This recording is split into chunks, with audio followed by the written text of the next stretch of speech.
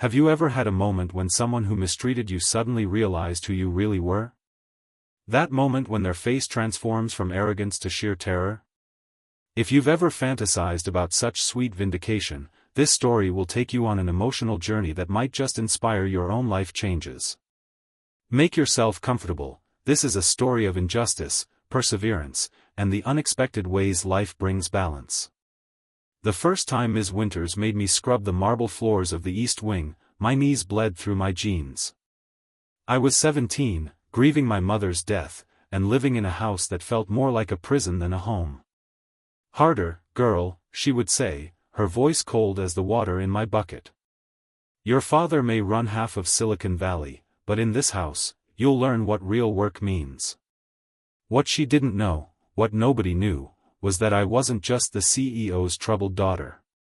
I was Eliza Montgomery, heir to my father's tech empire, and I had already coded my first successful app by 14.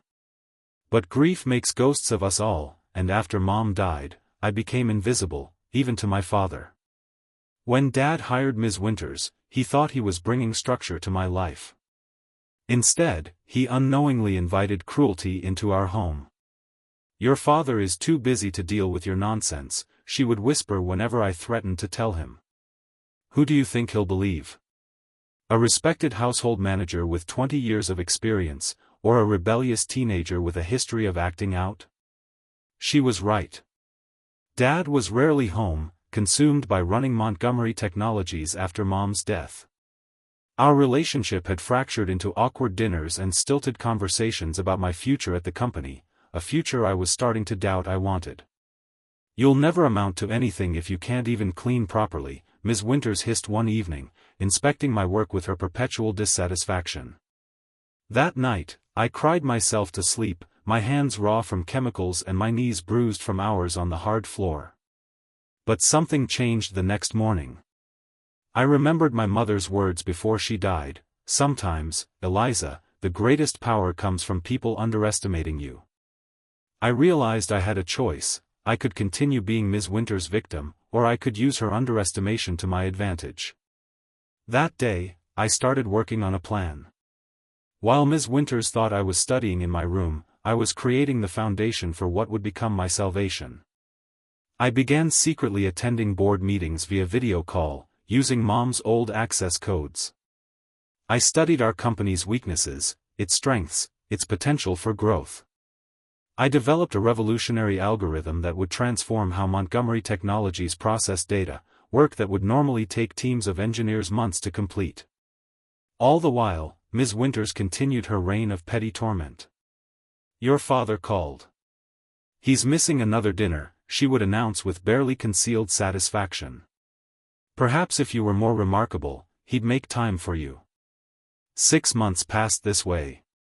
6 months of double life, servant in my own home and secret heir to a technology empire. I became expert at playing the broken, submissive child while strengthening my mind and resolve. The transformation in my father came gradually. First, anonymous suggestions from a board member he couldn't quite place. Then innovative solutions that seemed to appear from nowhere. Finally, a mysterious algorithm that promised to revolutionize the company's entire data structure. "Who's responsible for this work?" he demanded at a board meeting I attended remotely. The board members exchanged confused glances. No one claimed credit. That night, for the first time in months, my father came home early. I was on my knees, scrubbing the kitchen floor while Ms. Winters supervised from her comfortable perch at the counter, scrolling through her phone. "What is this?" My father's voice cut through the silence. I hadn't heard him enter. Ms. Winters jumped to attention. "Mr. Montgomery. Elizabeth is just completing her chores. I believe in teaching responsibility." "My daughter is not a maid," he interrupted, his voice dangerously quiet. "And her name is Eliza." I looked up, my hand still gripping the scrub brush, water soaking my clothes. My father looked at me as if seeing me for the first time since Mom died. "It's character building," Ms. Winters stammered. "Many privileged children benefit from." "I've received some interesting information today," my father continued as if she hadn't spoken. Someone has been attending our board meetings remotely. Someone has been contributing revolutionary ideas under an anonymous profile. When our tech team traced the IP address, do you know where it led? Ms. Winter's face had begun to pale. It led here, to this house. To my daughter's computer. The silence that followed felt electric. I slowly stood, my knees aching from the hard floor. Eliza, is this true? The Montgomery framework algorithm, that was you? I nodded, finding strength I didn't know I had. Yes. And the network security patch last month. And the quantum encryption proposal. Ms. Winter's face transformed from confusion to dawning horror as she began to understand just who she had been tormenting all these months. You're fired, my father said simply, not even looking at Ms. Winters anymore. His eyes were fixed on me with something I hadn't seen in years, pride. Pack your things and be gone within the hour. But you don't understand, Ms. Winters sputtered. She needed discipline. Structure. What she needed was support while grieving her mother, my father replied.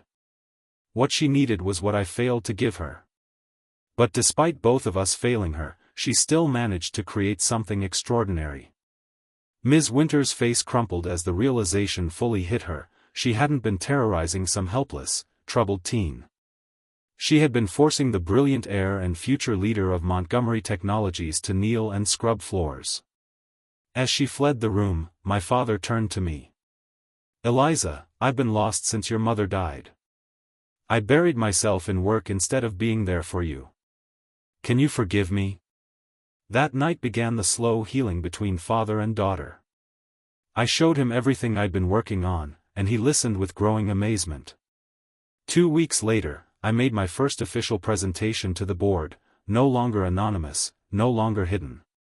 3 years have passed since that night. I'm now the Chief Innovation Officer at Montgomery Technologies, the youngest in the company's history. My father and I rebuilt our relationship, brick by brick, memory by memory. The company flourished under our combined vision.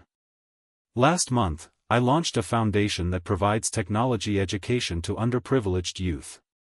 At the gala opening, someone approached me, Ms. Winters, aged and humbled by time.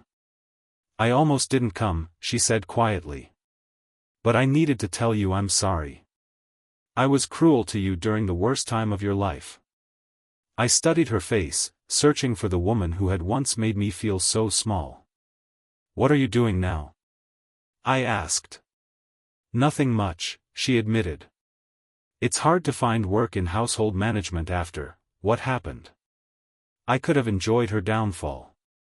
Part of me wanted to. Instead, I heard my mother's voice again. True power isn't about making others kneel.